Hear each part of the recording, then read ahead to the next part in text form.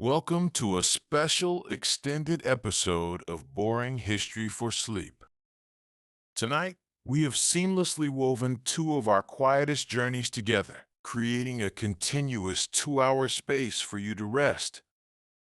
We will begin as the sun sets quietly over the ancient world, and later, drift into the simple, steady rhythm of a medieval village. There's nothing you need to pay attention to. No plots to follow, just the slow, comforting passage of time. So, settle in, get comfortable, close your eyes, and let the mundane past guide you into deep sleep. Small medieval village. There is nothing urgent here. No great event is about to happen. No messenger is arriving. No bell is calling anyone to anything important. There is only a slow day, beginning in darkness and ending beside a low fire. So let your breathing settle. Let your thoughts become a little softer. Imagine a lane of packed earth, a few thatched cottages, a faint smell of wood smoke, and the cool air before dawn. In this village, life moves by habit. A hand reaches for embers. A bucket is lifted. A hen is fed.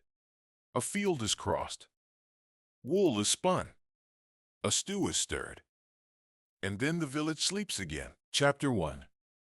Before the first light, long before sunrise, the cottage is still dark. The thatched roof holds the night's cold above the room, and the packed floor gives back a little of that chill. Blankets are still drawn close. The air smells of smoke, straw, wool, and old wood.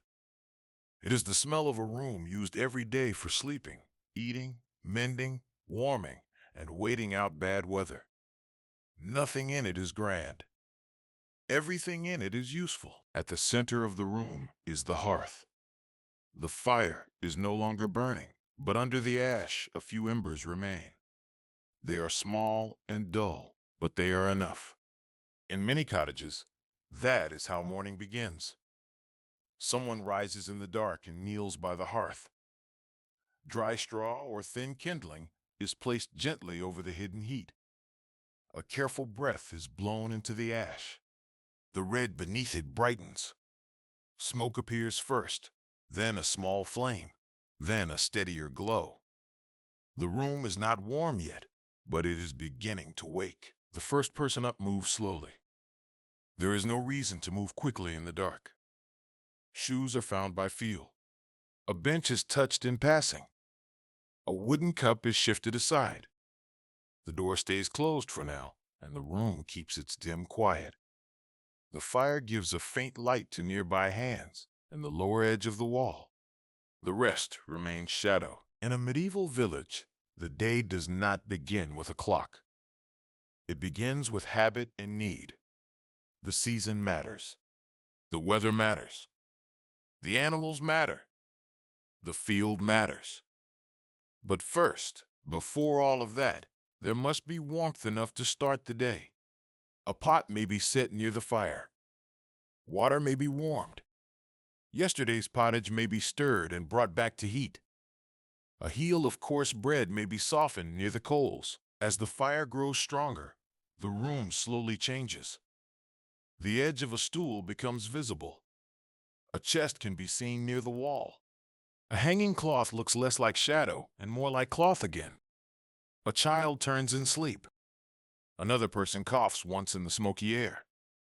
Quiet voices begin, low and practical. No one says much. There is not much to say at this hour. Morning is not for speeches. It is for beginning. When the door is finally opened, the outside air enters at once. It smells of damp earth, wet grass, and the faint warm scent of animals not far from the house. The sky is still dark blue or gray, depending on the weather and the season. The lane outside lies quiet. The neighboring cottages are only shapes. Their roofs hold beads of moisture from the night. Somewhere another hearth is being lit in the same way. Another person is blowing on yesterday's embers. Another room is slowly coming back into use. The first food of the day is simple. Dark bread, perhaps.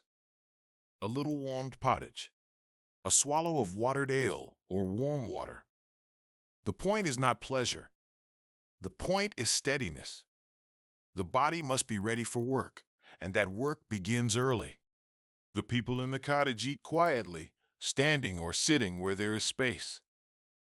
The fire now gives enough heat to be useful. The room is no longer night, but it is not fully day either. It rests for a short moment in between. Soon the household is fully awake. A blanket is folded back. A tunic is shaken out. A wooden spoon is set down. Someone checks the latch. Someone lifts a bucket. The fire is steady now. The room is in order, and the cottage has done the first part of its work. Outside, dawn is coming. And with dawn come the animals, the yard, the milk pail, the straw, and the many small duties that belong to every ordinary village morning. Chapter 2. The morning chores. Once the hearth is lit and the household has taken its first small meal, attention turns outward. Morning chores cannot wait long. A hen does not care whether the fire was difficult to start. A cow does not delay her needs. A pig, if there is one, is rarely patient. The door opens, and the first real work of the day steps into the yard. The ground is cool underfoot. Dew clings to the grass and darkens the edges of worn shoes. The yard smells of straw, dung, damp wood, and animal heat. It is a strong smell, but it is a familiar one. In a peasant household, animals are not distant from daily life. They are close, practical, and necessary. Their milk, eggs, labor, and manure all matter. So each morning begins by seeing to them. Grain is scattered for the hens. They hurry in with quick feet, busy at once, pecking with complete attention. If there are geese, they move more slowly, but with equal seriousness. A pig receives scraps or mash in a trough. A goat may be let out or checked where it was tied. No movement is grand. It is all small, repeated, and known in advance. That is what makes these chores so steady. Every morning brings much the same order of tasks. Then there is the milking. A low stool is set down. A pail is placed in position. The cow's side is warm in the cool air of early morning. Her breath drifts softly. A hand rests against her flank. Then the work begins. Press and release. Press and release. Milk strikes the bucket in a gentle rhythm. It is one of the quietest sounds of labor, regular and calm. The bucket fills slowly, and no one expects it to happen quickly. Morning work in a village is shared. An older child may gather eggs. Another may carry water. One person lifts feed. Another straightens bedding straw in a stall. A woman who milks the cow may later knead dough, mend cloth, or stir the pot at noon. A man who checks the harness may later guide the plow. Village life is made of overlapping tasks rather than separate roles kept far apart. Much depends on who is present, who is able, and what must be done first. Cleaning is part of the morning too. Old straw is pulled aside. Fresh straw is spread where needed. A rope is untangled. A gate is checked. A latch is pushed back into place. These are quiet acts, but they matter. A village household depends on small care taken at the right time. If a hinge loosens, if a pen opens, if feed is wasted, the trouble comes later. So morning brings its own kind of order. Not beautiful order, perhaps, but useful order. As the light grows stronger, more of the village begins to stir. Another door opens along the lane. Smoke rises from another roof. A neighbor may call a few plain words. A dog crosses the path and stops to sniff the ground. A cartwheel creaks somewhere beyond the cottages. The village is awake now, though still not loud. It hums with work rather than noise. By now the animals are quieter. The pail has been carried in. The eggs have been gathered. The yard has been set in order again for a few hours. Morning chores have taken time, but that is expected. Much of village life is made of things that must be done before the larger work can even begin. Only after the creatures are fed, the milk is taken, and the household is settled does the day move on. Beyond the cottages, the fields are waiting. The soil is cool, the plow is ready, and the long, slow work of the morning continues there. Chapter 3. The quiet work of the field. Beyond the cottages and small garden plots, the fields open in long, plain stretches. They are not dramatic places. They are simply the ground on which much of life depends. Furrow after furrow, strip after strip, they wait for the same labor they received yesterday and will receive again tomorrow. The sky above them is wide. The earth below is dark, damp, and patient. Field work begins slowly, because much of it must. The plow is brought out. The harness is checked. If the household has an ox, the animal is led forward with steady care. Leather creaks. Wood presses against wood. Hooves sink a little into the soft ground. There is no sudden start. The body leans into the work, and the work answers in its own slow time. When the plow cuts the soil, the smell rises at once. Damp earth has a cool mineral smell, faintly sweet after rain and heavy with roots. The furrow opens in a dark line behind the blade. The worker guiding the plow must keep a steady grip. Hands tighten and loosen. Feet find their place. The shoulders settle into the pull of the task. It is not quick work. It is row after row, turn after turn, one long, patient movement across the ground. Some follow behind to break clods or clear stones. Others carry seed, mend a tool, or watch the line of the field. Not every hand does the same thing, but all are bent toward the same need. In a medieval village, the field is not separate from daily life. It is daily life, at least for much of the year. Bread begins here. Rent may depend on what happens here. Winter comfort may depend on it too. Yet the labor itself remains very plain. Walk forward. Keep the line. Reach the end. Turn and begin again. As the morning grows older, the first chill leaves the body. Warmth gathers in the back and arms. The ground sticks a little to shoes. Dirt marks the hand, the hem, the lower edge of the tunic. A bird moves over a hedge. Insects begin their quiet work in the grass. Far behind, the cottages look smaller now, their roofs low against the wider land. A church tower may stand in the distance, or perhaps only a stand of trees, a stream, or a low rise in the ground. Whatever is there, the field remains the main thing. There are pauses, but they are brief. The ox breathes deeply. The plow is steadied. A hand wipes the brow. A clod of earth is kicked aside. Then the next row begins. No one stops to praise a straight furrow. The work simply goes on. That is its nature, and perhaps also its calm. It asks for attention, but not excitement. It fills the hour without drama. The field is also a place of silence. A few practical words may be spoken, but long conversation wastes breath. The sounds here are simple. The soft pull of the harness. The scrape of the plow. Heavy footsteps on turned soil. The occasional call to an animal. Wind moving over the open ground.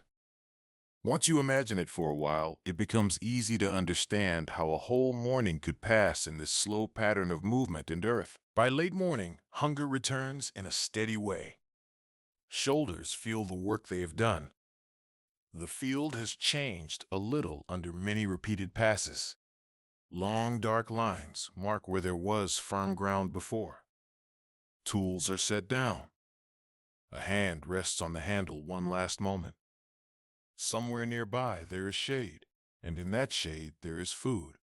Not much food, and not fancy food, but enough for the middle of the day. Bread waits wrapped in cloth. Cheese waits beside it. The body turns gratefully toward the hour of rest. Chapter 4. The midday meal and the hour of rest. Midday in a medieval village is often marked simply by the body itself. The hands slow, the shoulders begin to lower. Hunger becomes hard to ignore. So for a little while, the tools are left where they can be found again. A tree becomes a place to rest.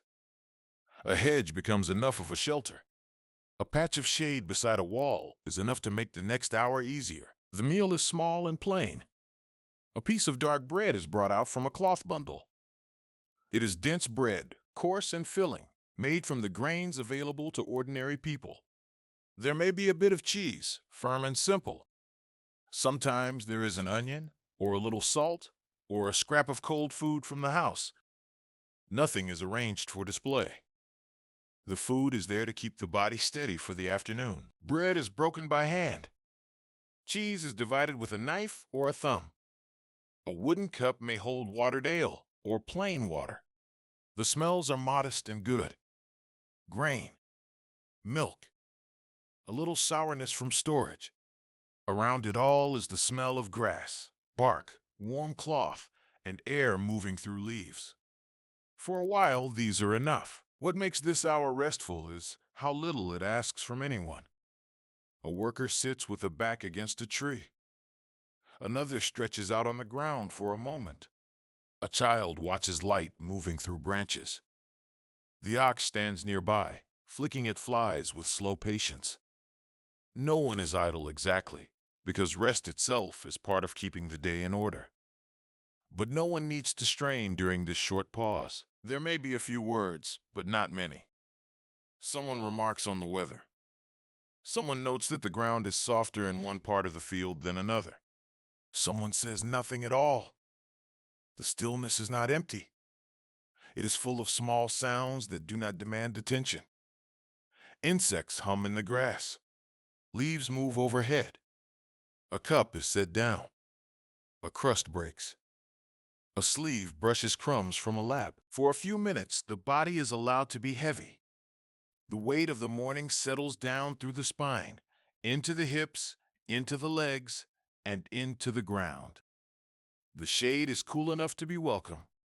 The sun beyond it is warm without being harsh. It is easy to imagine someone closing tired eyes and doing nothing at all except breathing and listening to leaves. In a life shaped by repeated labor, this kind of pause matters. It does not stop the day. It makes the rest of the day possible, but the pause does not last forever. The cloth is folded again. The last bite is taken. Hands brush away crumbs. Someone stands slowly and reaches for a tool. Yet not every hand returns to the same labor. Some remain with the field. Others turn back toward the village, where different kinds of work are waiting. Wool must be spun. Small wooden things must be shaped or repaired. The day goes on, but it goes on more quietly now, as the sun begins its slow movement toward afternoon. Chapter 5. The Afternoon Craft. By afternoon, the village gathers inward again. The broad labor of the field continues for some people, but many tasks return to the doorway, the bench, the hearthside, and the patch of ground just outside the house. These are the quieter tasks of the day. They are done close to home, often with seated hands and repeated motions. They ask for patience more than strength. One of the most common of these tasks is spinning wool. Before cloth can be woven, wool must first become thread. A woman may sit on a stool with a basket beside her and a distaff of loose wool in hand. From below hangs a drop spindle, turning lightly as the fibers are drawn out and twisted. The movement is small, practiced, and calm. Fingers pull a little wool free. The spindle turns. Twist travels upward into the fiber. Then the new thread is wound on, and the process begins again. The wool itself has a soft but slightly rough feel. It catches gently against the skin. There may still be a faint scent of lanolin in it, a warm animal smell, plain and familiar. Good thread comes from steady hands. Too much pull makes it thin. Too little makes it thick and uneven. So the spinner works by feel and habit. The spindle drops, turns, and rises. Drops, turns, and rises again. It is a slow kind of making and a soothing one to imagine. Nearby, other quiet work may be going on. Someone cards more wool. Someone mends a sleeve or turns the hem of a worn garment. Someone sorts a basket, ties cord, or checks a tool that will be needed tomorrow. A child sits for a little while, watching, then wanders off after a hen or a stick or a patch of sunlight on the ground. Afternoon village work often happens in company, but it is a soft company. People do not need to speak much to share the same space. Not every pair of hands is busy with wool. A man near the doorway may be carving wood with a small knife. He might be shaping a peg, a spoon, a handle, or another small thing meant simply to be used. The blade pares away thin curls that fall at his feet. Fresh-cut wood has a clean smell, a little dry and a little sweet. The knife moves carefully, not quickly. A little is cut away. The shape is tested. Then a little more is cut away. It is not grand craft. It is ordinary household making. This part of the day is one of the calmest in the village. The sun has lost some of its morning sharpness. Shadows lie longer by the wall. Hens cross the lane without hurry. A dog sleeps and changes position only now and then. Somewhere, someone carries water back from a well or stream. Somewhere else, cloth is shaken out and folded. None of it would look important from far away. Yet these are the actions that hold a household together, day after day. What makes afternoon craft work restful is its repetition. Wool will need spinning tomorrow as well. Something wooden will need mending again. A cuff will fray. A handle will loosen. Nothing is ever finished for long, but that is not a tragedy. It is simply the pattern of life.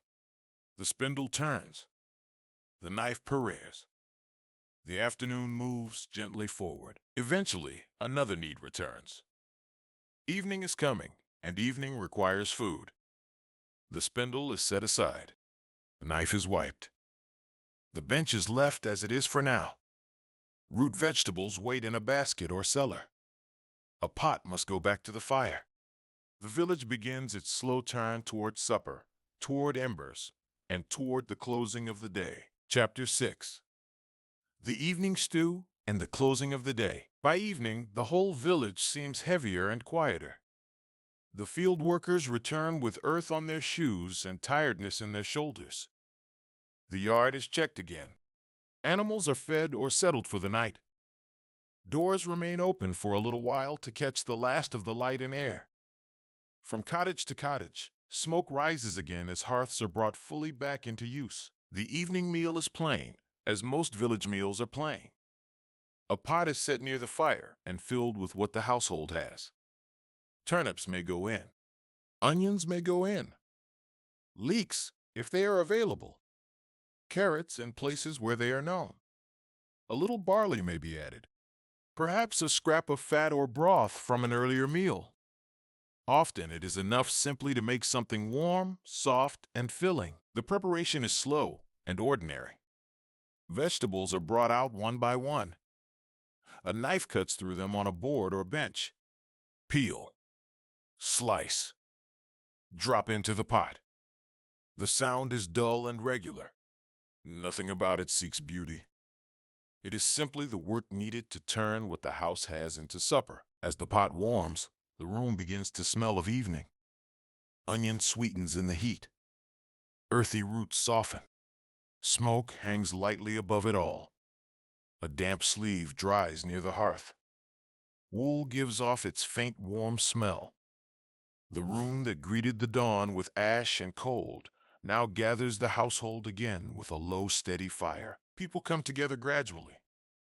Someone enters carrying a small armful of wood. Someone rinses a bowl. Someone lowers tired feet onto a stool. Outside, the lane loses its color as light fades. The roofs become darker. The path becomes less distinct. A dog circles and lies down. Hens are quiet now. The village folds inward by degrees, rather than all at once. When the stew is ready, bowls are filled. Steam rises in thin, pale threads. Bread, if any remains, is eaten with it. The meal settles into a quiet rhythm of spoon, breath, and warmth. There may be a little talk, but not much. Much of the day has already been spoken through labor. No one needs to explain the morning chores, the field, the spinning, or the wood shavings on the ground. Everyone has lived some part of the same day. After supper come the last small tasks. A bowl is scraped. The pot is moved back from the heat. Embers are settled for the night. A blanket is shaken out. A shoe is set by the wall. A bench becomes a sleeping place again, or a sleeping place simply receives the body that has worked enough for one day. Children grow drowsy first. Adults move more slowly now, as if the whole room has grown heavier with evening. Outside, the last light leaves the lane. The air cools again and carries the smell of damp earth up from the ground. Sound thins. Smoke thins. A shutter closes somewhere. Then another. The village does not end the day with ceremony. It simply grows quieter and quieter until quiet is all that remains. Back at the hearth, the fire no longer leaps. It glows under ash, red and low, much as it did before dawn. The day has gone full circle. Morning began with embers, and night returns to them. The room darkens. Blankets settle. The last small movements fade away. And the village, having finished its ordinary work, settles back into the quiet of night. Now everything is still. The lane is empty. The tools are laid down. The animals are settled. The bowls are quiet. The spindle is no longer turning. Only the hearth keeps a small red memory of the day. You can remain here for a little while, under the thatch, beside the low fire, with the faint smell of smoke and wool and earth around you. Nothing more is required. The work is done. Morning can wait. The village sleeps now, and you may sleep with it, slowly and easily. Good night. Welcome. Tonight there is very little to do and very little to think about. Imagine that you are standing in a quiet courtyard in the ancient Mediterranean, where the last light of day rests on pale stone and worn clay. The heat has already begun to leave the walls. A well sits in one corner. A few jars lean against smooth plaster. Somewhere nearby, olive oil waits in a small lamp, and the hearth gives off the last patient breath of warm ash. Nothing important is about to happen. The household is only settling, slowly and carefully, into evening. So let your thoughts grow simple. Follow the lamps, the water, the linen, and the soft sounds of a city becoming quiet. Chapter 1. The Fading of the Light. In an ancient courtyard, evening does not fall like a curtain. It arrives by small changes. A bright wall turns pale. A pale wall turns gray.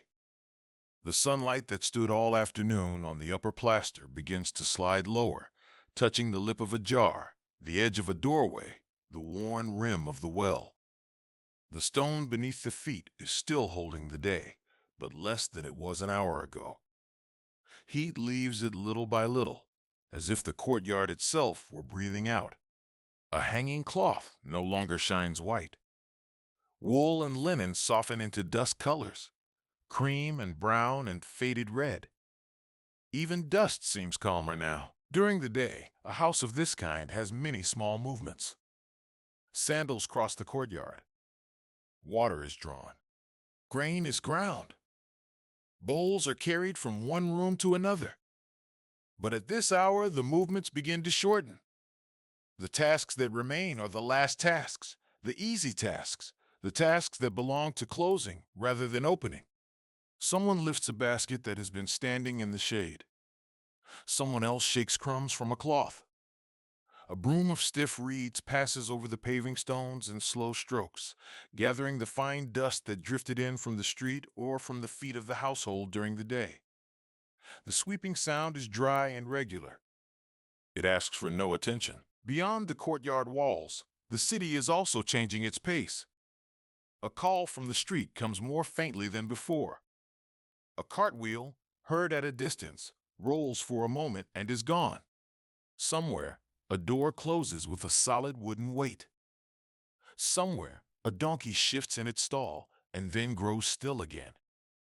In a port town, the noise of labor by the water would already be thinning. In an inland town, the last market voices would be folding back into houses and courtyards like this one. No clock announces the hour. The hour is known by shadow, by habit, by the angle of the light on stone, by the cooling of the air under the awning, by the simple knowledge that the day is tired now. A courtyard house gathers evening in its center. Rooms open inward, toward the square of open sky, and so the last light lingers there before it disappears from the rest of the home. The threshold of one room is still bright. Another is already dim. A woman pauses with folded linen over one arm and glances up, only briefly, to measure how much daylight remains. In a larger house, servants would be making the same calculation. In a smaller house, the family would do it themselves. But the rhythm would be much the same. Things are put back where they belong. Water jars are checked. The bench against the wall becomes a place to sit rather than a place to sort and stack. Bodies begin to move as if they are no longer racing the sun. Above, the sky loses its hard brightness and becomes gentler. Blue deepens. The first evening birds pass overhead and vanish. If there are vines climbing the courtyard wall, their leaves no longer cast sharp shadows. If there is a fig tree in a corner, its broad leaves are now only shapes against the remaining light. The day has not ended yet, but it is no longer fully a day. The household feels that change before anyone speaks of it. Voices lower. Footsteps slow. Even children, if there are children here, become quieter for a little while, not from command, but from the simple influence of the hour. Evening asks less of everyone.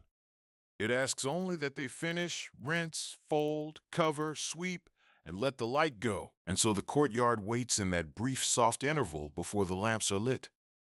The well is dark at its center. The jars hold the last warmth on their outer surfaces and the first coolness inside.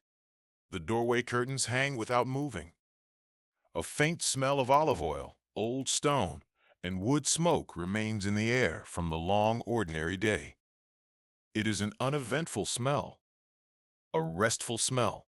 Nothing in it asks to be remembered. Nothing in it asks to be solved. The light fades a little more. The house gives up its brightness room by room. Soon, hands will reach for the lamps. Chapter 2. Lighting the lamps. The first lamp of the evening is often lit before darkness fully arrives. Not because the house is already dark, but because the household knows what comes next. A lamp is a small preparation against confusion. In this world, it is usually made of clay, fired hard in a kiln, and shaped to hold a little pool of olive oil. Some lamps are simple, almost like shallow dishes with a pinched lip for the wick. Others are more enclosed, with a rounded body and a narrow spout where the flame will sit. However plain the lamp may be, the evening depends on it. It is held low in the hand. It is set down carefully on a ledge, a stool, or the flat rim of a niche in the wall.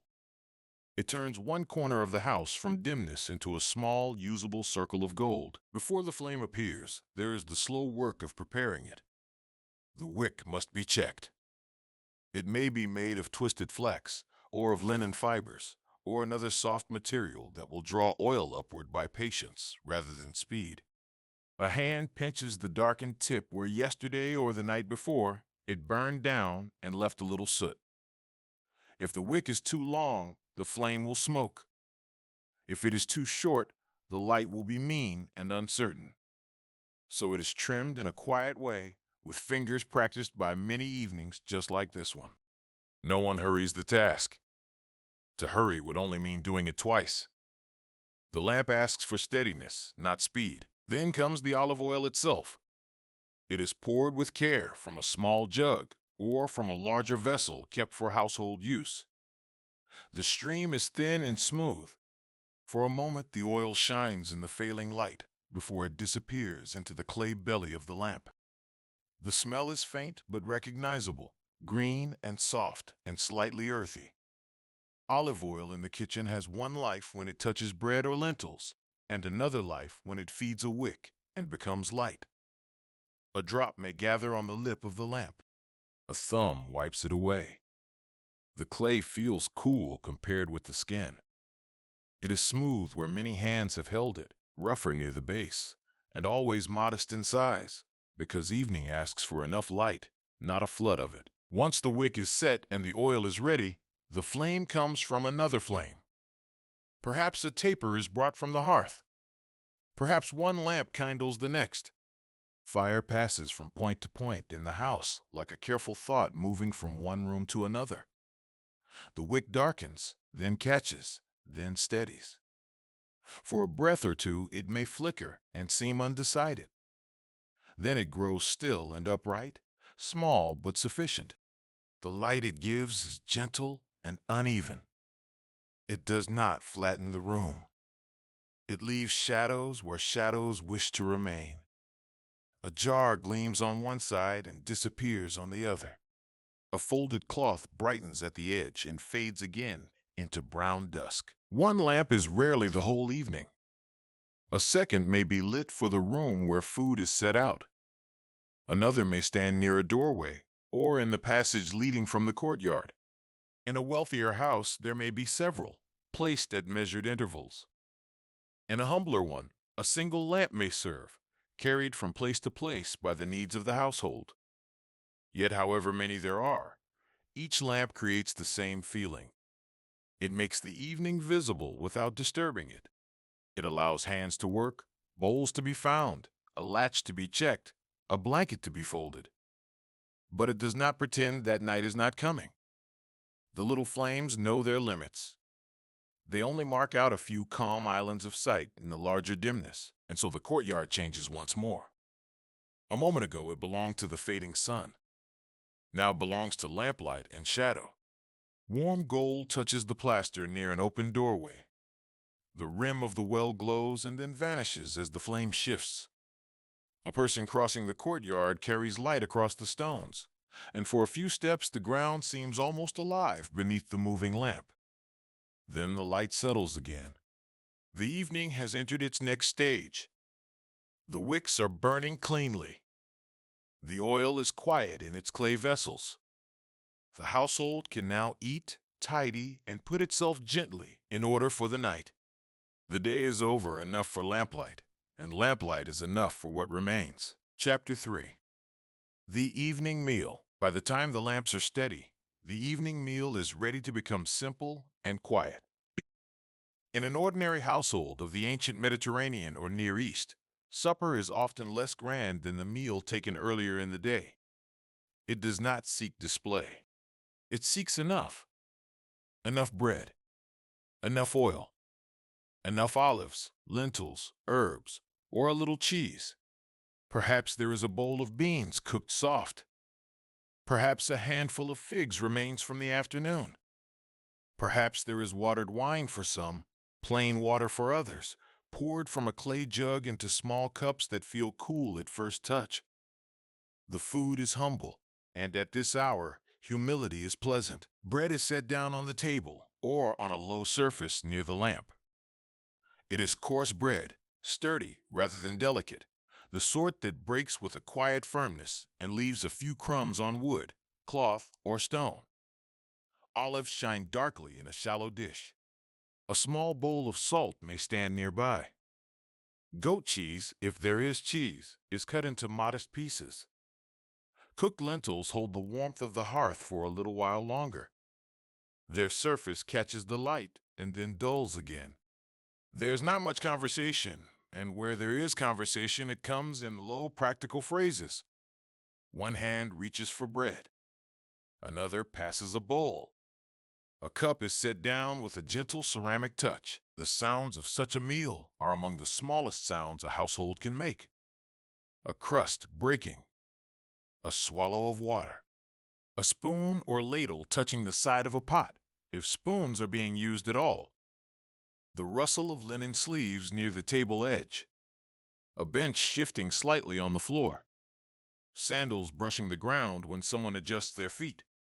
The lamplight trembles once when a person leans forward, then steadies again. No sound is sharp enough to disturb the hour. Even eating seems slower after sunset. Daylight is a time for finishing things. Evening is a time for letting them take their proper length. In richer homes, more dishes might appear. In poorer ones, fewer. But the feeling of the meal remains much the same when the day has been long and ordinary. Hunger is calm now. No one is rushing away to another task beyond a few final chores. The courtyard has already dimmed into shadow, and the lamp near the meal defines a small circle within that darkness. Hands move through that circle, entering light and leaving it again. A loaf becomes smaller. Olive pits collect in a dish or on the edge of a plate. The steam from a warm pot grows fainter and then vanishes altogether. Food, like daylight, quietly reduces itself toward completion. There is a special stillness that belongs only to the end of a simple meal. Not the stillness of sleep yet, and not the stillness of prayer or ceremony, but the stillness of enoughness. A body that was hungry is less hungry. A table that was full is less full. The household feels, without needing to say it, that the main business of the day has been done. Cups are lifted for the last mouthfuls. Bread is wrapped or covered if any remains. A cloth wipes oil from fingers. Someone tilts the lamp and checks how much oil is left for the rest of the evening. Someone else carries an empty bowl away to be rinsed. Nothing dramatic has occurred, which is exactly why the meal belongs so perfectly to nightfall. When the eating is done, the smell of food lingers lightly in the room. Olive brine, warm grain, a trace of smoke from the hearth. Perhaps mint or thyme crushed earlier between the fingers. These scents do not fill the air so much as settle into it. They mix with lamp oil and baked clay, and the coolness now beginning to enter from the courtyard. The meal leaves behind no grand memory, only a sense of gentle completion. The bowls will be cleaned. The cloth will be folded. The doors will be checked. Then the house can grow quieter still. Chapter 4. The quiet chores. After supper, the house does not leap into sleep. It passes through a final layer of small duties. These are evening duties, repeated so often that they almost perform themselves. A folded cloth is carried to a shelf. A used bowl is rinsed with a little water and set upside down to dry. Crumbs are brushed from a board or table into the hand, or onto a waiting scrap of cloth. If the household keeps animals close by, they are checked once more and then left in peace. If there are tools from the day, they are returned to hooks, corners, or baskets.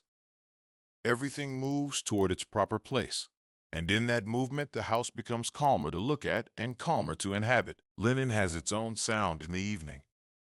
It does not rustle like leaves, and it does not whisper like paper. It gives a dry, soft fold as one edge meets another edge, then another. A tunic is shaken once, gently, before it is laid aside.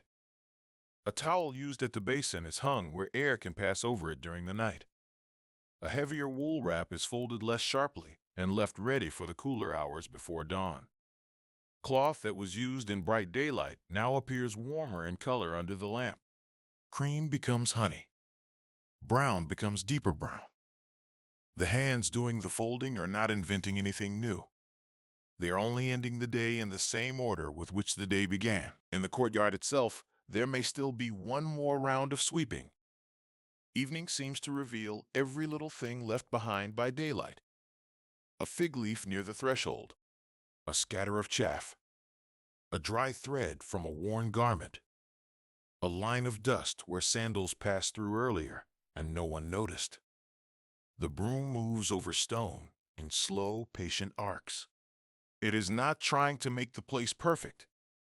Perfect order does not belong to ordinary households. But enough order does. enough that a person crossing the courtyard later with a lamp will find the ground clear.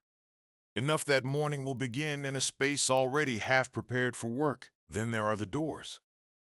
Heavy wooden doors feel different at night than they do by day. By daylight, they are passed through without thought. At evening, they are touched more deliberately. The outer door is pulled inward or pushed shut, depending on its hinges. Wood meets frame with a thick, solid sound. A bar may be lowered into place. A latch is checked by hand, not once, but sometimes twice, because night prefers certainty. Curtains hanging inside the doorway are straightened. A hand presses the edge of the door as if to feel whether it sits properly in its place.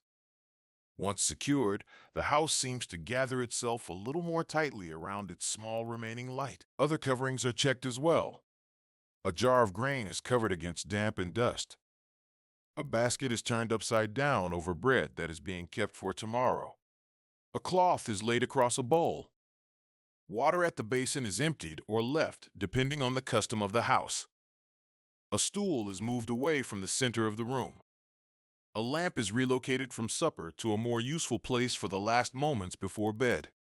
It may stand near the sleeping room, or near the hearth, or on a wall niche looking out onto the courtyard. The flame is the same as before, but now it illuminates fewer tasks. The list of things still needing to be done has grown shorter and softer. At last, the quiet chores come to their natural end. Not because someone declares them done, but because nothing obvious remains. The linens are folded. The bowls are rinsed. The threshold is clear. The doors are secured. The lamp burns on, small and sufficient. The house has been reduced to its essential nighttime form. Walls, shadows, stored water, covered food, resting cloth, and a few people moving more softly with every passing moment. Soon there will be only the hearth, the courtyard, and the long, patient stretch of night beyond them. Chapter 5. The Hearth and the Courtyard. By now the evening has narrowed into its quiet center. Most tasks have ended. Most words have also ended. The hearth, which earlier held the practical heat of cooking, now begins a slower work. It gives back the last of its warmth without asking for anything new to be placed upon it. The brighter flames have gone down. What remains are embers, low and red under a lace of gray ash. Their light is different from lamplight. It is deeper and more secretive. It does not shine across the room so much as breathe in place, gently, almost privately, among the darkening stones of the hearth. Someone may still tend those embers for the sake of mourning. In many households, fire is not lightly lost if it can be preserved. Ash may be drawn over the coals to bank them. A small piece of wood may be shifted with a stick so that it settles more neatly into the glowing bed. There is no crackling urgency now.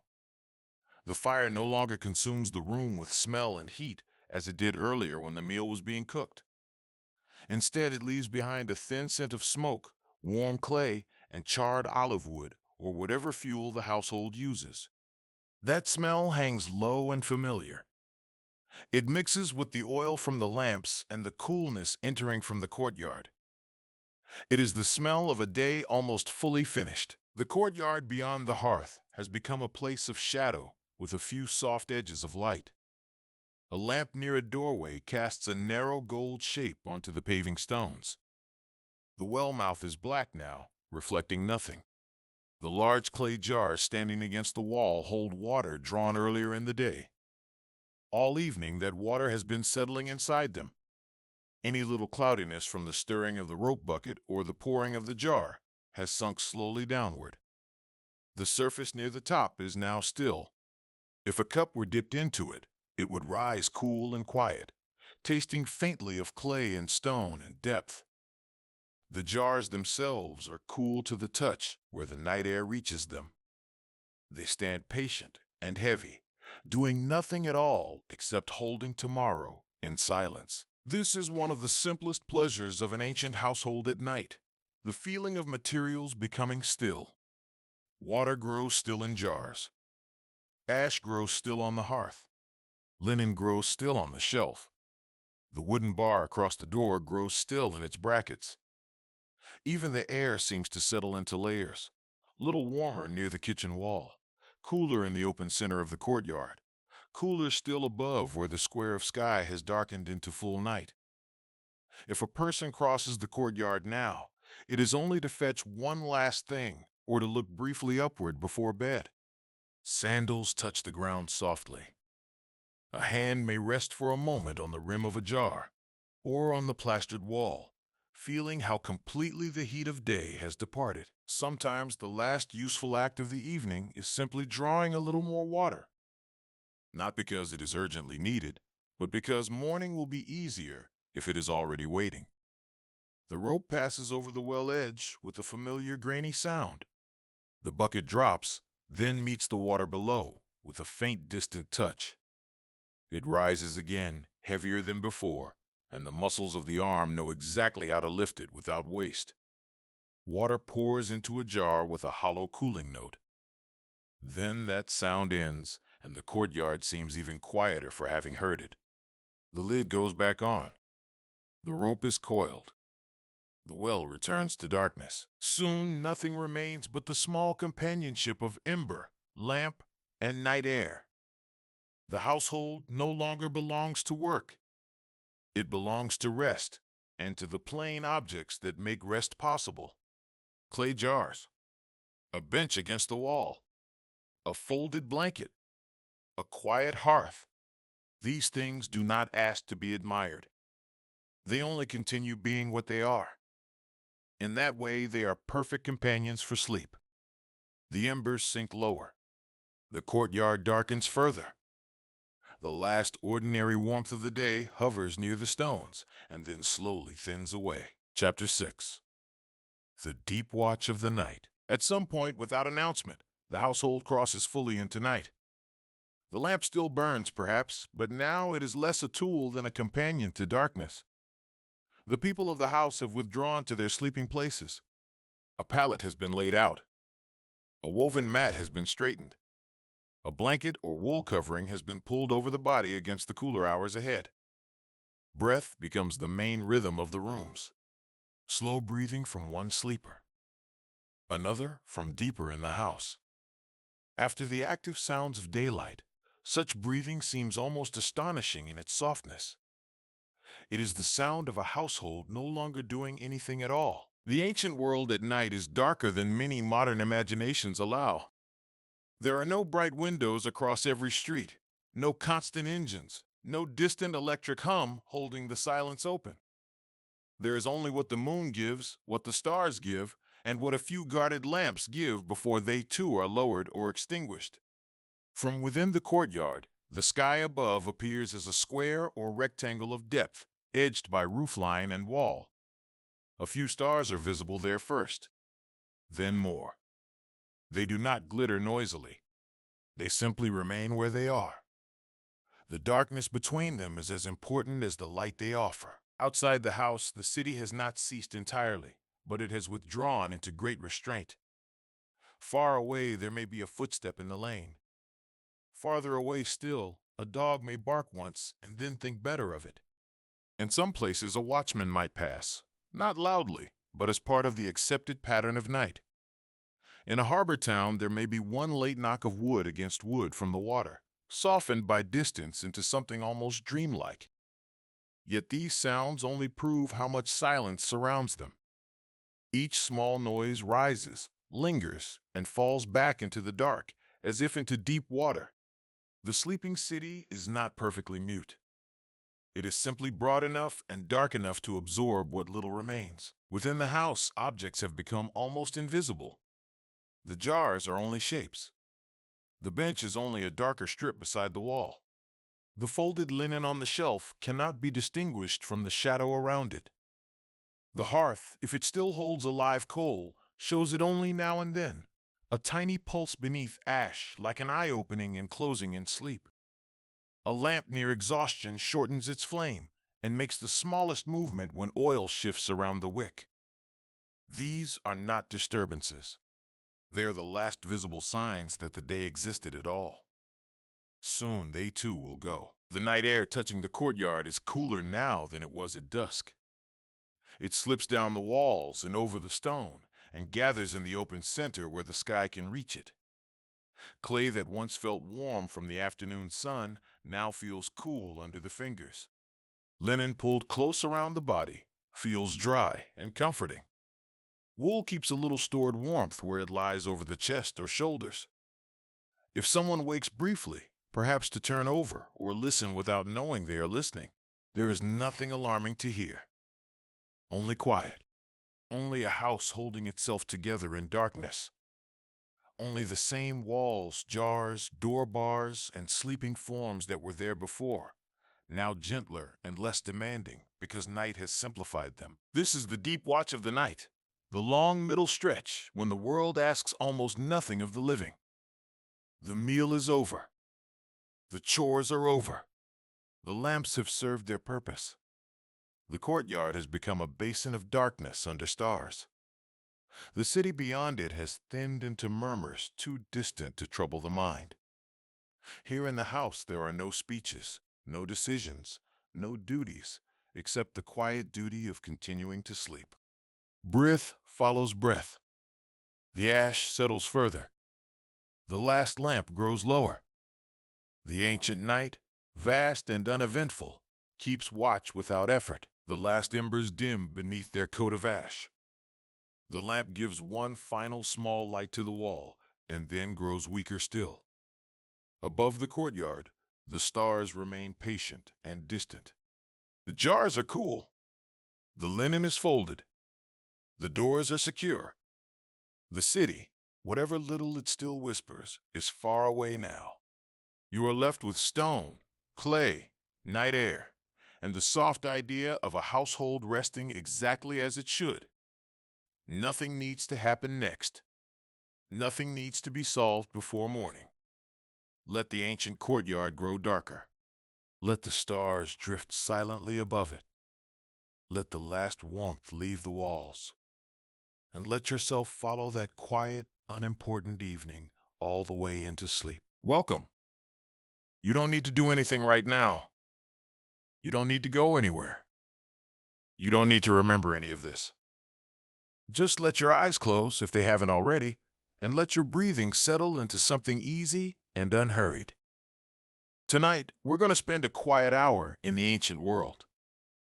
Not the ancient world of battles or empires or great speeches carved into stone. Just the ordinary ancient world. The world of people finishing their work for the day, eating a simple meal, and going to sleep. Imagine, for a moment, that the sun is going down. Not here, not now, but a very long time ago. The light turns amber and then copper across rooftops of mud brick and limestone. Walls that have been warm all day begin to give that warmth back to the air. If you pressed your hand against one of those walls right now, you would feel the heat of the afternoon still held inside the clay, slowly releasing. Somewhere, a dog barks once and then stops. Somewhere, water moves in a shallow canal. Somewhere, a woman sets a clay bowl on a stone ledge and waits for it to cool. This is where we begin. In the fading warmth. In the ordinary quiet. Let your breathing slow, and we'll go there together. Chapter 1. The Scribe's Last Line. In a modest house near the eastern bank of the Nile, in the time of the New Kingdom, a scribe is finishing his work for the day. His name does not matter. He is not important. He is simply a man who copies documents, one of many who work in the local administrative quarter, and his task today has been the same as it was yesterday, and will be again tomorrow. He is copying a grain inventory. The papyrus is spread before him on a low wooden desk, held flat at the edges by two smooth river stones. The sheet has a faintly golden color in the lamplight, and its surface is just slightly rough beneath his fingertips, like the skin of a dried fig. He writes in hieratic, the everyday cursive script that scribes use for records and letters, not the careful picture writing of temple walls. His reed pen is thin and well used, its tip split and softened from weeks of work. He dips the pen into his ink. The ink is a mixture of carbon soot and gum, ground together with a little water and a shallow palette. It is very black. He writes a column of numbers, slowly and without urgency. 14 measures of emmer wheat for the granary of the overseer. 6 measures of barley set aside for the temple brewery. The numbers do not excite him. They are simply numbers, and he writes them the way a person might fold laundry, methodically, with the hands knowing the work better than the mind. The room around him is small and made of mud brick. A single oil lamp sits on a ledge near the desk, its flame burning in a shallow dish of rendered fat. The flame is steady, barely moving. The wick is a twist of linen, and it gives off a faint smell, not unpleasant, just the warm, slightly sweet scent of animal fat burning slowly. The walls of the room are plastered smooth and painted with a thin wash of whitewash that has yellowed over the years. There are no decorations.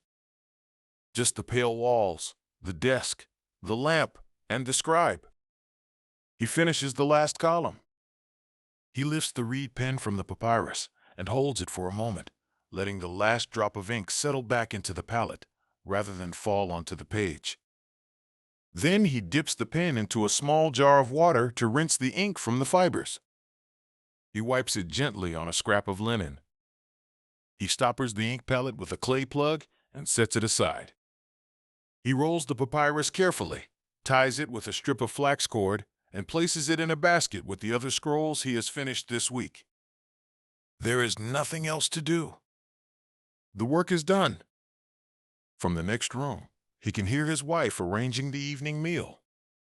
The sound is small and familiar, the soft scrape of a bread loaf being moved from a stone surface, the dull sound of a ceramic jar being set down, the quiet glug of beer being poured into a cup.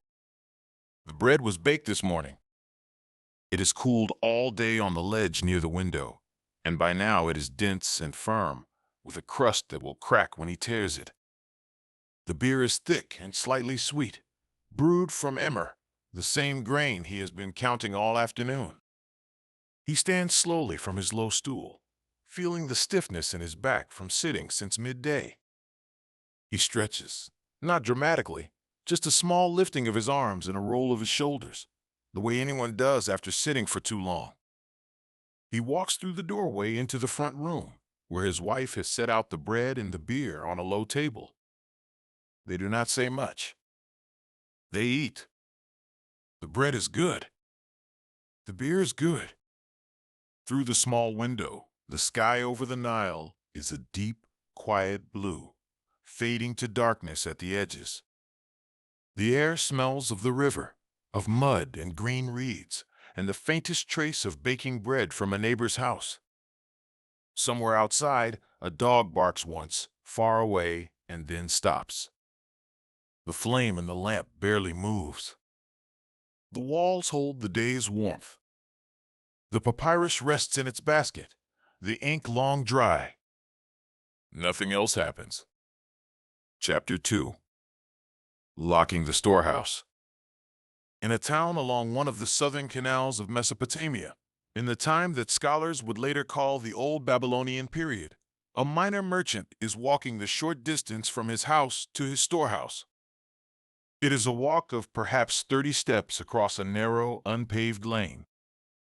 The ground is packed earth, still warm beneath his sandals from the day's heat. The sky above is a deep bronze, turning slowly to indigo in the east. He is not a wealthy man. He trades in sesame oil and a few other staples, dried fish, bundles of reeds for building, small quantities of wool. His storehouse is a single room of mud brick, no larger than a modest bedroom, with a heavy wooden door sealed with a clay bulla, a small lump of clay pressed over the latch and stamped with his personal seal. He checks the seal now, pressing his thumb gently against its surface to make sure it has not been broken or disturbed. It has not. It is exactly as he left it this morning. He does not open the door. There is no reason to open it. He simply wanted to check the seal, the way a person might check that a window is closed before going to bed. It is a small ritual, a habit, and it satisfies a small, quiet part of his mind that needs to know things are in order. Inside the storehouse, though he does not look, there are 7 jars of sesame oil arranged along the back wall. They are large jars, rounded at the base and narrow at the neck, sealed with clay stoppers and a layer of bitumen to keep them airtight. The oil inside is pale gold and very still. There are also 3 bundles of dried reeds tied with palm fiber rope and a basket of dried fish wrapped in linen. Everything smells faintly of sesame and bitumen and the dry, earthy scent of mud brick. But he does not smell any of this tonight because the door is closed and sealed, and he is already walking back across the lane to his house. His house is small but comfortable. The walls are thick mud brick, plastered inside with a mixture of clay and straw that gives them a smooth, slightly uneven surface. The main room has a low hearth near the center, and this is where his wife is tending the evening meal. She is stirring a pot of barley stew. The stew has been cooking since late afternoon. The barley was soaked since morning, and it is slowly softened and thickened into a dense, porridge-like mixture, flavored with a handful of dried lentils, a few wild onions, and a little sesame oil from his own stock. The smell fills the room, warm, starchy, deeply plain. It is the kind of smell that has no drama to it. It is simply the smell of food that is almost ready. His wife stirs slowly, using a long wooden ladle worn smooth from years of use. The embers beneath the pot glow a deep, soft orange, and the heat rises in a gentle shimmer that makes the air above the hearth look slightly liquid. She does not look up when he comes in. She knows it is him by the sound of his step, the way the door frame creaks when he leans against it for a moment before entering. Their children are already asleep. 2 small shapes on reed mats along the far wall, curled beneath thin woolen blankets. One of them breathes with a faint whistling sound. The other is perfectly still, the way only sleeping children can be still, as though the world has simply stopped for them. The merchant sits down near the hearth. He removes his sandals and sets them by the door. His bare feet rest on the packed earth floor, which is cool now compared to the lane outside. His wife ladles the stew into 2 bowls. They are plain bowls, unglazed, the color of the earth they were made from. She hands him one, and they eat in the quiet company of the sleeping children and the dying embers. The stew is thick and warm and completely unremarkable. It tastes the way it always tastes. The barley is soft. The lentils have dissolved into the broth. The sesame oil leaves a faint richness on his lips. He eats slowly, not because he is savoring it, but because there is no reason to eat quickly. The day is done. The storehouse is sealed. The children are asleep. There is nowhere else to be. Outside, the last light has gone from the sky. The canal at the edge of town makes a soft, continuous sound, like a long, slow breath. Somewhere in the distance a dog barks, then falls quiet. The clay walls hold their warmth. The embers settle deeper into ash. The stew thickens slowly in the pot, and nothing else needs to happen tonight. Chapter 3. The potter's kiln cools. In a small town along the eastern coast of the Mediterranean, in the region that traders and travelers call the Levant, a potter stands in his courtyard and watches his kiln. He is not doing anything. He is simply standing there, the way people sometimes do, at the end of the day, letting the last minutes of work drain away without any particular thought. The kiln is a squat, rounded structure of mud brick, about waist high, with a narrow opening at the front and a small chimney hole at the top. This morning, it was hot enough to redden the air above it. Now the fire has been out for several hours, and the kiln is cooling slowly, the way a stone cools after a long day in the sun. If he held his hand near the opening, he would feel a dry, gentle warmth, like standing near a wall that has been baking all afternoon. But he does not hold his hand near it. He just stands and watches, and the heat leaves so slowly that he could not say, from one moment to the next, whether anything has changed at all. Inside the kiln, arranged on a shelf of flat stones, are 12 small bowls. They were shaped yesterday on his simple wheel, a flat stone disc that turns on a pivot, and they were left to dry overnight in the shade of the courtyard wall. This morning, he loaded them into the kiln and built a fire of dried brush and animal dung beneath them. Now they are fired, hardened, transformed from soft clay into something that will last for years, perhaps for centuries, though he does not think about that. He thinks about whether he has enough clay for tomorrow. He decides that he does, and the thought passes without consequence. His apprentice, a boy of perhaps 12 or 13, is sweeping the courtyard with a bundle of dried palm fronds tied to a stick. The boy sweeps slowly, pushing a thin scattering of ash and dust toward the corner near the gate. The broom makes a soft, scratching sound against the packed earth, like the sound of a cat's tongue on rough fabric. The boy is not thinking about the sweeping. His mind is elsewhere, in that comfortable, unfocused place that minds go when the body is doing something it has done 100 times before. The potter turns away from the kiln and walks to the shelf along the courtyard wall, where the finished pots from earlier firings are stacked. He picks up one of the bowls that cooled yesterday and turns it in his hands. It is a simple, undecorated bowl, the color of dry sand, smooth on the inside and slightly rough on the outside, where his fingers shaped it. It is a good bowl. It will hold soup or grain or oil. It will sit on a shelf in someone's kitchen and be used every day until it breaks, and then its pieces will end up in the midden heap outside the town wall, and that'll be the end of it. He sets it back on the shelf. The courtyard is darkening. The western sky still holds a thin band of amber light along the horizon, but the courtyard itself is in shadow now, the walls casting long, soft shapes across the ground. The first crickets have begun. Not many yet, just one or two, their sound thin and tentative, like a question no one needs to answer. By full dark, there will be dozens, and their sound will become a single, continuous, silvery hum that fills the air the way water fills a bowl. But for now, it is just one or two, and the silence between their calls is wide and restful. The apprentice finishes sweeping and leans the broom against the wall. He looks at the potter, waiting for any final instruction.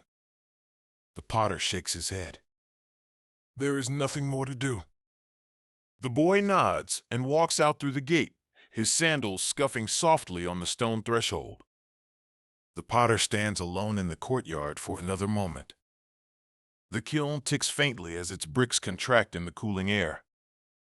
The crickets call. The sky deepens. He goes inside, where his wife has set out flatbread and a dish of pressed olive paste. The bread is still slightly warm. The house smells of bread and clay and the faint, dry dust of the kiln. The walls hold the day's warmth, and the crickets go on calling, and nothing else happens. Chapter 4. Closing the Agora. In Athens, in the years when the city is neither at war nor especially at peace, just going about its ordinary business, a shopkeeper is folding his awning for the night. He sells leather goods, sandals, belts, a few bags and pouches for carrying coins or dried herbs. His stall is at the edge of the Agora, the open market square at the center of the city, and by this hour of the evening, the square is nearly empty.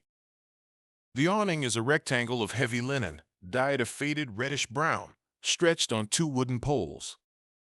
He unties the cords that hold it taut, and the fabric sags and then folds downward like a slow, tired breath.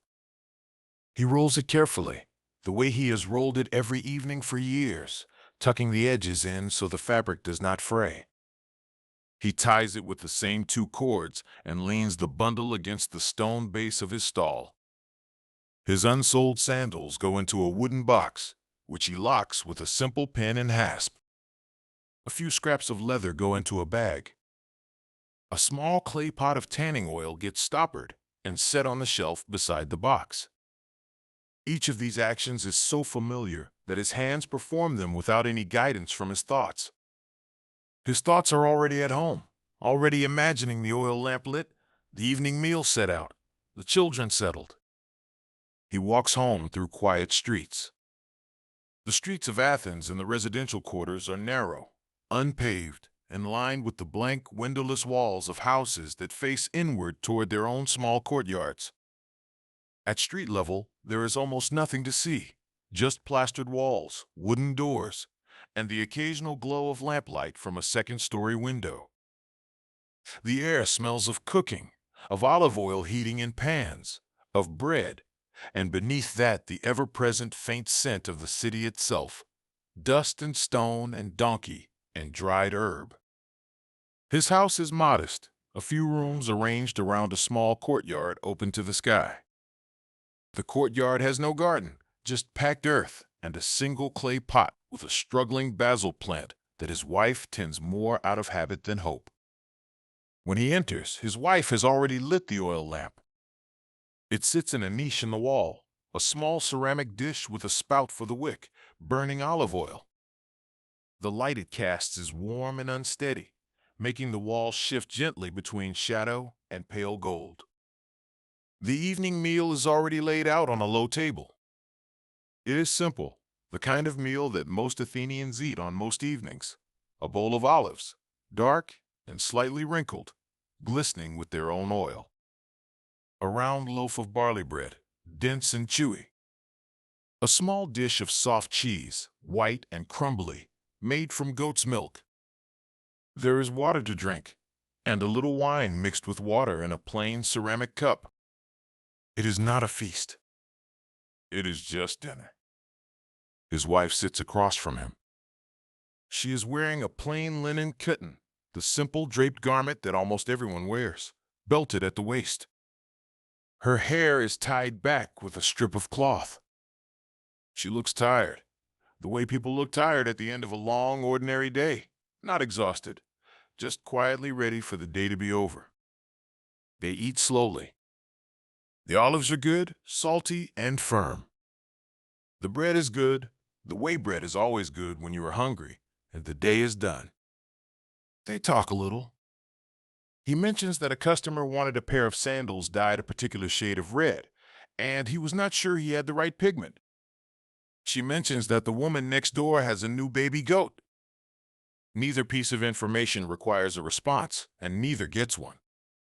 The conversation is like the meal itself, simple, nourishing, unremarkable. In the next room, the children are practicing their letters. The older boy has a wooden tablet coated with a thin layer of wax, and he is scratching letters into the surface with a pointed stylus. The wax curls up in tiny ribbons as he writes, and he can smooth it flat again with the blunt end of the stylus when he makes a mistake. The younger child watches, sometimes tracing the shapes in the air with a finger. The scratching of the stylus on wax is a small, intimate sound, like a fingernail drawn lightly across linen. Outside, the city has grown quiet. The agora is empty now, its stalls closed, its awnings folded. A stray cat crosses the square, its shadow long in the moonlight. The shopkeeper tears off another piece of bread and chews it slowly. The lamp flickers in the niche. The olives shine in their small bowl. The day has ended, and nothing of any consequence has happened, and that is perfectly fine. Chapter 5. Wool and Lamplight.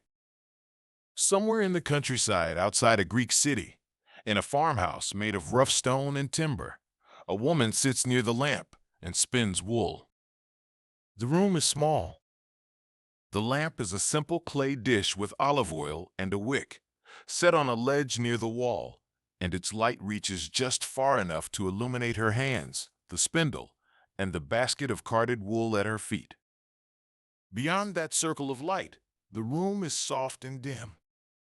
The spindle is a slender stick of smooth wood with a small clay whorl at the bottom to give it weight.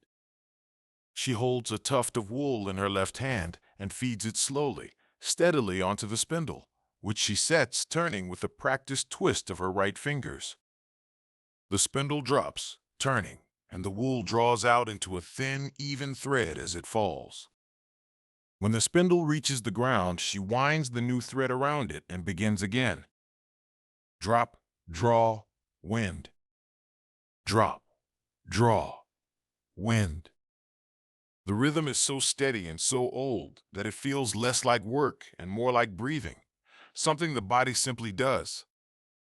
The wool is from their own small flock, 4 sheep and a ram that graze on the hillside above the house. It was sheared in the spring, washed in the stream behind the house, and carded with wooden combs until it was soft and loose and free of burrs. It has a faint, not unpleasant smell, lanolin and grass, and something warm and animal. If you buried your face in the basket of carded wool, you would feel as though you were pressing into a cloud that had spent the day lying on a sunlit meadow. But she does not think about this. To her, it is simply wool, and she has been spinning it since she was a girl. Her husband sits across the room near the doorway, where the last blue light of evening still reaches. He is mending a sandal. The strap has frayed where it passes between the toes, and he is threading a strip of new leather through the old holes with a thick bronze needle. His fingers work slowly. The leather is stiff, and the needle does not want to pass through easily, so he pushes and waits, with the patience of a man who has mended many sandals and knows that the leather will give in its own time. They talk, but only in the way that people talk who have been married for a long time and no longer need to say very much to say enough. She mentions the neighbor's new goat.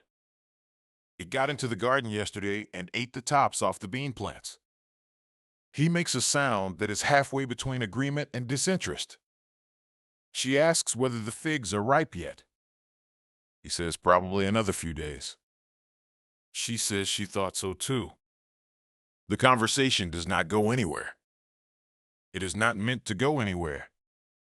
It is the kind of conversation that exists only to fill the space between two people with a gentle sound, the way crickets fill the space between the trees. After a while it fades, and neither of them notices when it stops. The silence that follows is not uncomfortable. It is the silence of people who are content to simply be in the same room, doing small things with their hands, while the night settles in around them. The spindle turns. The thread draws out, thin and even. The needle pushes through the leather with a faint, soft pop. Outside, the hillside is dark, and the sheep have settled into their fold, their bodies pressed together for warmth. An owl calls once from somewhere in the olive grove, a low, round sound that carries across the still air and then dissolves. The lamp burns steadily, its flame no larger than a fingertip. She finishes the length of thread on the spindle and winds it into a small ball, which she adds to the others in a clay jar beside the basket. She does not start another length. It is late enough. She sets the spindle against the wall, where it leans at a slight angle, perfectly still. Her husband ties off the last stitch on the sandal strap, tests it with a gentle pull, and nods to himself. He sets the sandal by the door. The lamp flickers once and then steadies. The wool smells of lanolin and summer grass. The spindle rests against the wall. Outside, the crickets have taken over the night entirely, and their sound is as constant and as unremarkable as the sound of your own breathing. Chapter 6. The Roman Domus at Dusk. In Rome, in the early years of the empire, when the city is large and busy and full of noise during the day, the evenings bring a different quality. The noise drains away. The carts that are forbidden from the streets during daylight hours have not yet begun their nighttime rumbling. For a brief hour, the city is something close to quiet, and in the houses of the middle classes, families prepare for the evening meal that Romans call the cena. One such house, a domus, a private residence built around an open courtyard, sits on a side street in a modest neighborhood. It is not a grand house, but it is solid and well kept. The front door opens from the street into a short entrance hall, which leads to the atrium, the main room of the house, open to the sky in the center. In the floor of the atrium, directly beneath the opening in the roof, there is a shallow rectangular pool called the impluvium, designed to catch rainwater. Tonight there has been no rain, and the impluvium holds only a thin layer of still water from days ago, its surface perfectly flat, reflecting the last blue light of the sky like a square of polished metal. The household is in motion, but slowly, the way households move at the end of the day, without urgency or purpose beyond the next small task. Two household slaves carry dishes from the kalena, the kitchen at the back of the house, through the narrow corridor to the dining room. The dishes are plain terracotta, reddish-brown and unglazed. One carries a broad, shallow bowl of lentils cooked with onion and a little cumin. The other carries a basket of bread, round loaves with cracked golden crusts.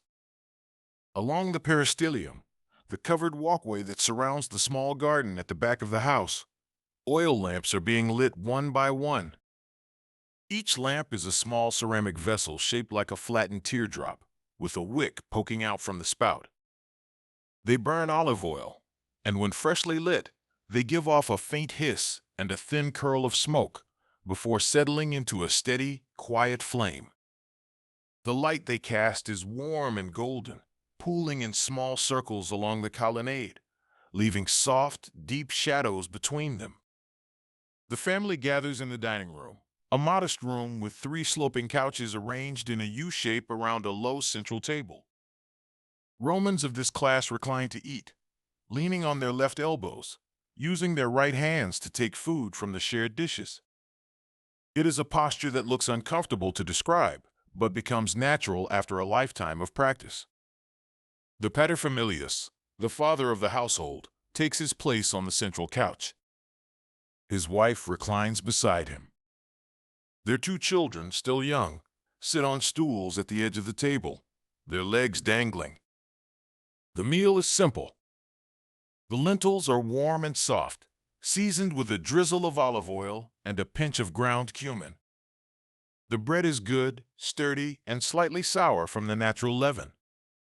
There is wine, but it is mixed with water, 2 parts water to 1 part wine, in a large ceramic jug.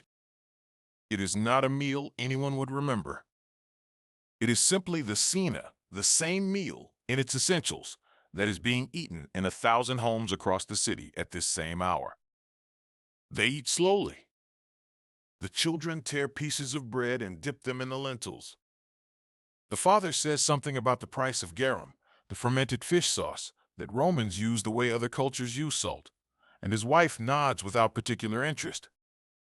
One of the children asks a question about stars, or about horses, or about something equally far from the dinner table, and the father answers vaguely, and the question is forgotten. From the atrium, the sound of water dripping into the impluvium. A single drop from the roof edge falling into the still pool, making a sound so small it barely reaches the dining room. The oil lamps along the peristyllium burn steadily. The garden beyond the columns is dark now, just the shapes of herbs and a single small fig tree, barely visible. The air smells of lentils and lamp oil, and the faint green scent of the garden after the heat of the day. The impluvium catches the last light. The bread cools on the table. The lamps glow in their small, steady circles. And the evening continues, the way evenings do, without anything happening that anyone would need to remember. Chapter 7. After the cena. The meal is over. The dishes sit on the low table, nearly empty, just a smear of lentils on the rim of the bowl, a crust of bread, a few drops of watered wine in the bottom of a cup. One of the household slaves, a quiet woman with her hair tied back in a plain cloth, begins to clear the table. She moves without haste, stacking the bowls, gathering the bread into a basket, wiping the table with a damp linen cloth. The cloth makes a soft, circular sound against the wood, like a hand brushing slowly across fabric. The children have been taken to their room. They went without complaint, the way children go to bed when they are truly tired, their eyes already half closed, their feet shuffling along the mosaic floor. One of them mumbled something about a game, about continuing something tomorrow, and the other did not answer because she was already nearly asleep, held upright only by the gentle hand of the woman guiding her down the corridor. The paterfamilias has moved from the dining room to the atrium. He sits on a low wooden chair near the impluvium, the shallow pool in the floor that catches rain and sky. There is no sky to catch now, only darkness, and the water in the pool is black and still reflecting the small flame of a single oil lamp. He holds a letter in his hands. It is written on a thin sheet of papyrus, rolled and tied with a thread, and it arrived earlier today from a friend in a town to the south. The letter is about nothing in particular. His friend writes about the weather, about the olive harvest, about a wall on his property that needs repair. He asks whether anyone in Rome is still talking about the new aqueduct and mentions that his daughter has learned to read quite well. It is the kind of letter that one friend writes to another when there is no urgent news, when the purpose of writing is simply the act of staying in contact, of saying, "Here I am," the same as before. He reads it slowly, not because it is difficult to read, but because there is no reason to read it quickly. The words settle into his mind the way the lamplight settles into the corners of the room, gently, without effort. When he finishes, he rolls the papyrus again, ties the thread, and sets it on the small table beside his chair. He will write a reply tomorrow, or perhaps the day after. There is no hurry. His wife has gone to check on the children. She stands in the doorway of their room and listens to them breathe. The older child sleeps on her side, her knees drawn up, one hand tucked beneath her cheek. The younger child sleeps on his back, arms flung wide, mouth slightly open, perfectly abandoned to sleep in the way that only small children can manage. She watches them for a moment, not thinking anything in particular, just standing there in the doorway with one hand resting on the frame. Then she pulls the thin woolen blanket up over the younger one's shoulder and turns away. The house makes its small nighttime sounds. A door latch clicks softly in the kitchen as the slave closes the kalana for the night. A murmur of voices from the servants' quarters, too low to make out any words, just the gentle rise and fall of people talking before sleep. Water drips into the impluvium, a single drop at long, irregular intervals, each one making a small, clear sound that seems louder in the quiet than it would have seemed during the day. The paterfamilias sits for a while longer. The lamp burns down. The flame shrinks until it is barely there, a tiny point of orange light hovering above the surface of the oil. He does not refill it. He will go to bed soon. The letter rests on the table. The children sleep. Water drips into the dark pool, and each drop makes its small, round sound, and the house settles around him like a blanket settling over a bed. Chapter 8. The Farmer's Gate. In China, in the time of the Han Dynasty, in the flat farmland along the Wei River, a farmer closes his gate for the night. The gate is nothing grand. It is two panels of rough wood, weathered gray by rain and sun, set into posts of the same wood, and it closes the gap in a low wall of packed earth that surrounds his small homestead. The wall is barely chest-high. It would not stop anyone who truly wanted to enter. But it marks the boundary between the fields and the home, between the day's work and the evening's rest, and closing the gate is the act that separates one from the other. He pulls the two panels together and drops a wooden bar across them to hold them shut. The bar slots into notches carved into the posts, and it falls into place with a sound like a knuckle tapping on a table.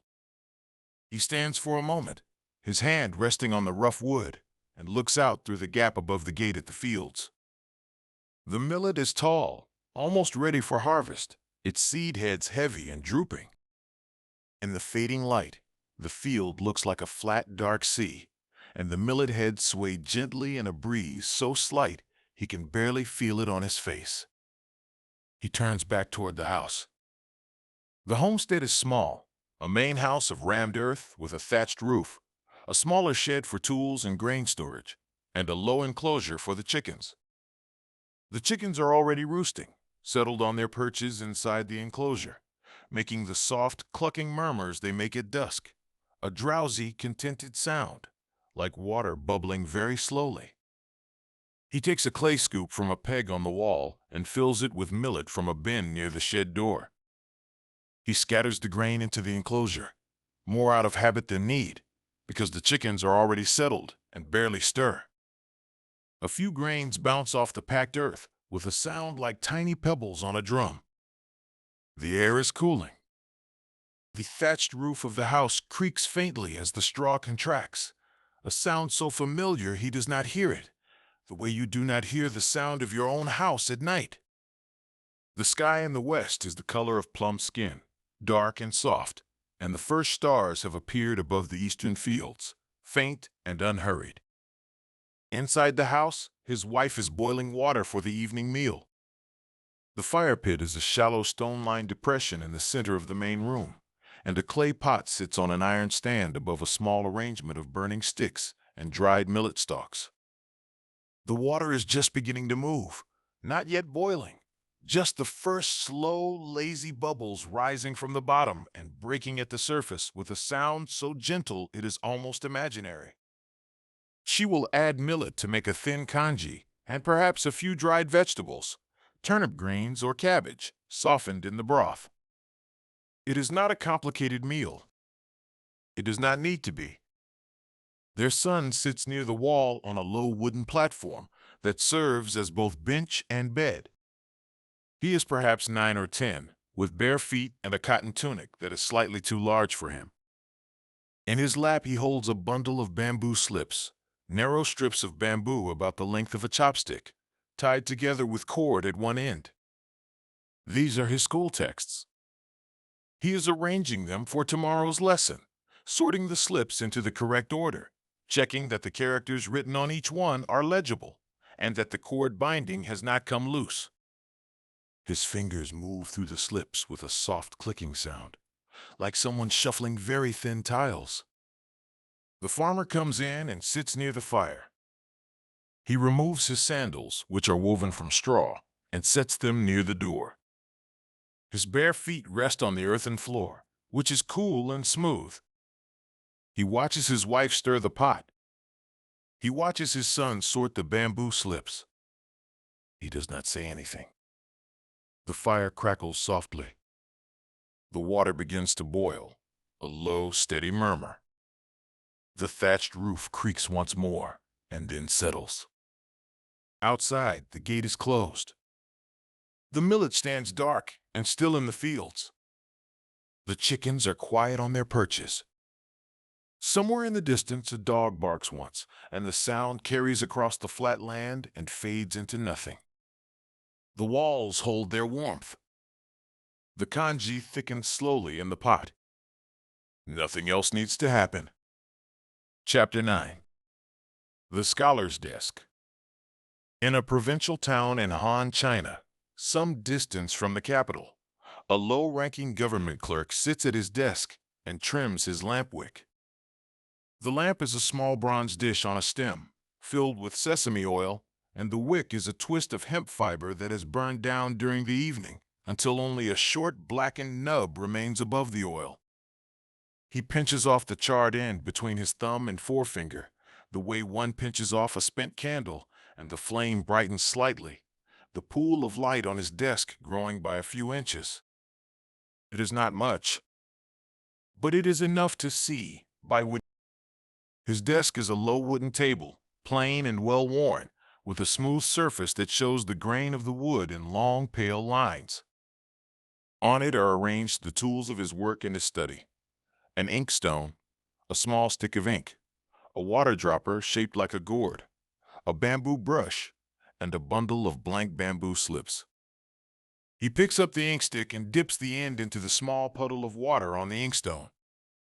Then he grinds, pressing the stick against the flat stone surface and moving it in slow, tight circles. The ink thickens gradually, turning from pale gray water to a rich, deep black, the color of a starless sky. The grinding makes a soft, rhythmic sound, like a stone being rubbed gently against another stone, like the sound the world might make if it were slowly, slowly turning. He is copying a passage from the Analects, the collected sayings of Confucius. Not because he has been told to. Not because anyone will check his work. He copies it because this is what he does in the evenings after his official duties are done. He copies and he studies and he tries, slowly, to commit the passages to memory, character by character, the way a person learns a long road, by walking it many times. He picks up the brush, a slender bamboo handle with a tip of rabbit hair, and dips it into the ink. He lifts a blank bamboo slip from the bundle and holds it steady with his left hand. The slip is about as long as his forearm and as wide as two fingers held together. Its surface is smooth, lightly oiled, the color of pale straw. He begins to write. Each character is made of several strokes, laid down in a specific order: horizontal before vertical, left falling before right falling, outside before inside. He writes slowly, not because he is uncertain, but because the writing itself is a kind of meditation, a way of letting the words enter through the hand as well as the mind. The brush touches the bamboo with a whisper, the faintest sound of soft hair on smooth wood. Each stroke leaves a line of wet ink that gleams for a moment in the lamplight and then begins to dry, the black deepening, the gleam fading to a matte finish. The passage he is copying tonight concerns the proper conduct of daily life. It is not dramatic. It says, in essence, that a person should attend to what is in front of them, do their work carefully, treat others with respect, and not worry overmuch about things they cannot control. It is the kind of advice that could have been given in any civilization, in any age, and it strikes him, as it always does, as both perfectly obvious and strangely difficult to follow. He writes it down anyway. He will write it down again tomorrow. When the slip is full, he sets it aside and waits for the ink to dry. This takes only a moment. The air in the room is dry and still, and the ink sinks into the grain of the bamboo quickly, becoming part of the surface. He rolls the slip carefully and ties it with a short length of cord, adding it to a growing bundle of slips on the shelf above his desk. The bundle has gotten thick over the weeks. He is making his own copy of the Analects, one slip at a time, and he is perhaps halfway through. There is no rush. He sets down his brush and leans back slightly from the desk. The ink on the stone is drying.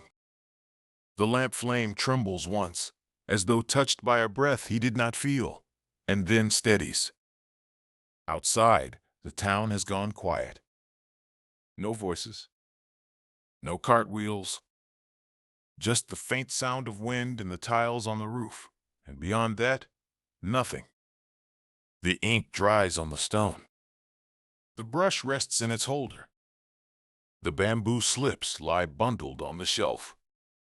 And the scholar sits for a while longer in the small circle of lamplight, not reading, not writing, just sitting, the way a person sits at the end of the day, when the work is done and the mind has grown quiet and there is nothing left to do but let the night come in.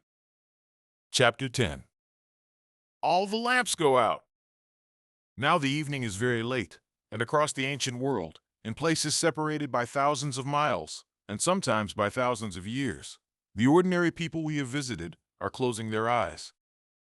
In the small house near the Nile, the Egyptian scribe's lamp has burned through the last of its oil. The flame shrinks to a blue point, flickers twice, and goes out. A thin thread of smoke rises from the wick and dissolves in the dark air. The room fills with a comfortable darkness, the kind that does not frighten but embraces. The papyrus rests in its basket, the ink long dry. The reed pen lies cleaned beside the pallet. The bread is eaten, the beer is drunk, and the scribe lies down on his mat beside his wife. And the walls of the house hold the last of the day's warmth around them like cupped hands. In the Mesopotamian town, the merchant's hearth has cooled entirely. The embers that were glowing orange an hour ago have turned to soft white ash. The pot of barley stew sits on the ledge, the remnants cooling and thickening in the night air. His children have not stirred. They sleep in the same curled positions on their reed mats, undisturbed, their breathing so quiet it is almost silence. The merchant and his wife lie down near the hearth, close to each other. The clay seal on the storehouse door holds firm, untouched. The sesame oil in its sealed jars is pale and still, and will be there in the morning. In the Levantine potter's courtyard, the kiln has given up its last warmth. If you touched its walls now, they would be cool, no different from the courtyard wall or the gatepost. The bowls inside are dark and still, waiting for no one. The broom leans against the wall where the apprentice left it. The crickets have reached their full chorus, a silver curtain of sound that hangs in the air over the town. The potter sleeps in his house behind the courtyard, the smell of clay still on his hands. In Athens, the shopkeeper's house is dark. The oil lamp in the wall niche has been snuffed, pinched out between a thumb and finger. The olives and cheese have been put away. The children's wax tablet sits on a ledge, the letters they practiced still pressed into the surface, waiting to be smoothed flat in the morning. The awning is folded in the empty agora. The stray cat has found its corner. The moon is high over the Acropolis, and the city sleeps the way cities sleep, in layers, not all at once, but household by household, lamp by lamp. In the Greek countryside, the spindle rests against the wall. The ball of wool is in its jar. The mended sandal sits by the door, its new strap stiff and ready for tomorrow's use. The sheep on the hillside are motionless in their fold. The owl has stopped calling. The woman and her husband sleep in the small room behind the hearth, and the only sound is the crickets, steady and endless, filling the night the way the dark fills a room when the lamp goes out. In Rome, the last lamp in the domus gutters and dies. The atrium is dark. The impluvium catches no light now, just the faintest suggestion of sky, a rectangle of deeper darkness in the dark floor. The letter from the friend in the south rests on the table. The children sleep with their blankets pulled close. Water drips into the pool. One drop. Then a long silence. Then another drop. The house breathes. In the farmhouse along the Way River, the gate is closed. The millet stands in the dark fields. The chickens are silent on their perches. The sun's bamboo slips are arranged neatly for tomorrow. The fire pit holds only ash. The family sleeps beneath the thatched roof that creaks once, softly, in the cooling air, and then is still. In the provincial town, the Han scholar has set down his brush. The ink has dried on the stone. The lamp flame has sunk to a dim ember. He watches it for a moment, this last small light, and then he leans forward and breathes on it gently, and it goes out. The dark is sudden and complete, but it is not empty. It is full of the quiet that comes after work, after food, after the day has been used up, and there is nothing left but rest. Across centuries and continents, ordinary people close their eyes. The ink dries. The embers cool. The spindles rest. The gates are closed. The bread is eaten. Nothing more needs to happen tonight. And now the ancient world sleeps. The Nile moves slowly in the darkness, the way it has always moved, wide and quiet and unhurried. Starlight touches its surface and breaks into 1,000 small, trembling points of silver. Along its banks, the mud brick houses are dark, their walls still faintly warm. The Euphrates winds between its low banks, and the towns along its canals are quiet. The sesame oil is sealed in its jars. The barley stew has cooled. The clay seals hold fast.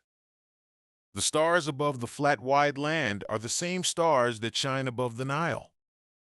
The Aegean Sea turns beneath the moonlight, dark and slow. The islands sleep. The olive groves are still.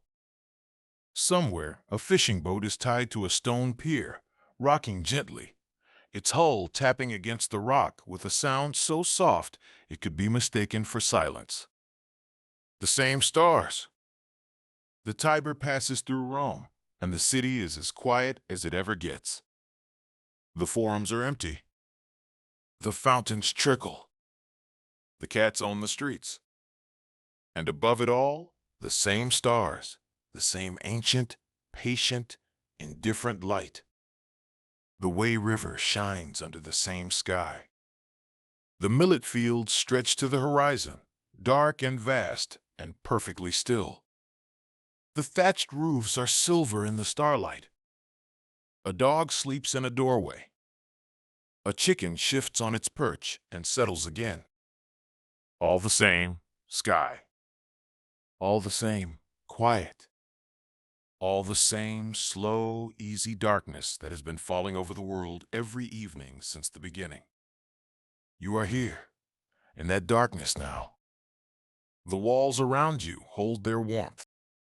The air is still. The work of the day is done, the bread is eaten, the fire has gone to ash, and there is nothing left to do, nowhere to go, nothing to remember. Just the quiet. Just the dark. Just the slow, ordinary miracle of falling asleep, the same way people have always fallen asleep, in every age, in every land, under the same turning sky. Good night. Sleep well. Nothing more needs to happen tonight.